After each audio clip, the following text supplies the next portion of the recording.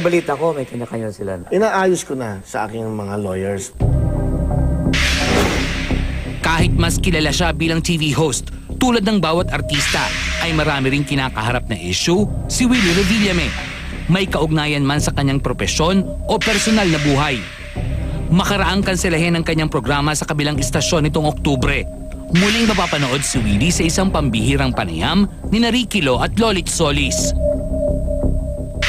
Willie Revillame sa kanyang first ever, no holds barred interview. Kahit anong gusto niyo tanong, ako isasagot lang ng nararapat. Walang halo ng pagsisinungaling, walang halo ng pagkukunwari. Kasi, kaya nga star talk, you talk to the stars.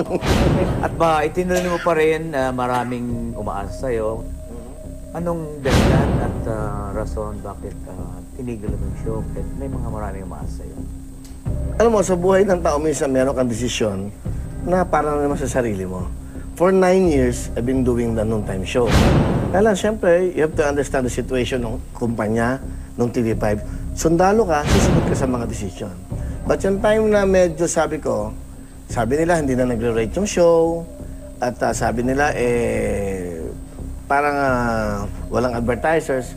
Sabi ko, siguro maybe you can find another show na pwedeng mag-rate o pwedeng makakuha ng advertisers.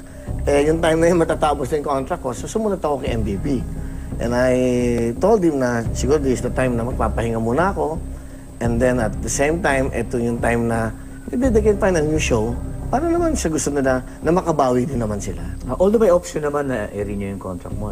Binigyan ako ng renewal. Ang totoo niya, no? November pa lang, November pa lang last year, bago mag-October, may renewal na ako. So kaya lang dumating yung time na sa sarili mo gusto mo na magpahinga. Pag reinvent din sarili mo, saka yung time na yun, busy ako dito sa mall. Yung mga staff mo daw, pinahanap mo ng kanya-kanyang trabaho. At balitang-balitang binigyan mo mga kotse yung mga staff mo, no? Binawi mo daw yung kotse dahil wala pa sa pangalan nila yung mga kotse. Hindi pwedeng bawiin. Actually, regarding sa mga kotse, binigay ko yan nung pang sumama sila sa akin. Walang bawian dyan. Ang binabawi lang dyan pag nagkakaroon ng problema, yung umaalis, na hindi nila kayang bayaran na yun eh. So binabayaran ng kumpanya yun. Ibinibigay sa iba yun. Alam mo, nakakatuwa sa mga staff ko, ayaw muna nila mag-commit sa ibang mga shows. Binigyan ko sila ng 13-month pay at binigyan ko sila ng bonus itong December. Para naman, naintindihan ko yung sitwasyon nila.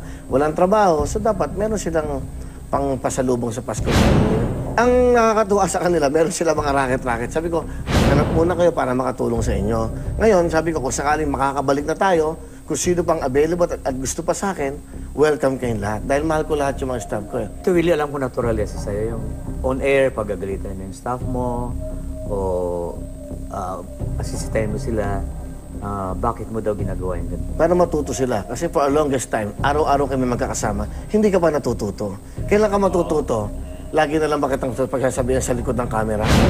Pag pumasok ka sa isang profession, dapat aralin mo. Kinakausap ko yan. O, ganito ha, alam niyo na, mahalin niyo yung trabaho niyo kasi yan ang nagbibigay ng magandang buhay sa pamilya niyo. Pero kung sa aspeto ng kanyang personal na buhay ang paksa, tila matatabunan nito ang maganda at mapagkawang-gawang imahe ni Willie sa paningin ng kanyang mga katrabaho at maging sa publiko. Gaano katotoong nagugumon daw siya sa pagsusugal sa kasino at nagpapatalo ng milyon-milyong piso. May mga chismis pang nagpapatalo ka daw ngayon sa casino, 120 million. At may kinalaman ba ang kanyang heart problem sa desisyon niyang ihinto na ang kanyang TV show? Willie, yung health mo ba hindi factor sa desisyon mong wag na renew yung contract? Sa bago pa kasal ng dating asawang si Liz Almoro, sa nobyo nitong si Victor Aliwalas, tinututulan ba niya? Then, nabalita mo bang magpapakasal na daw si Liz Almoro?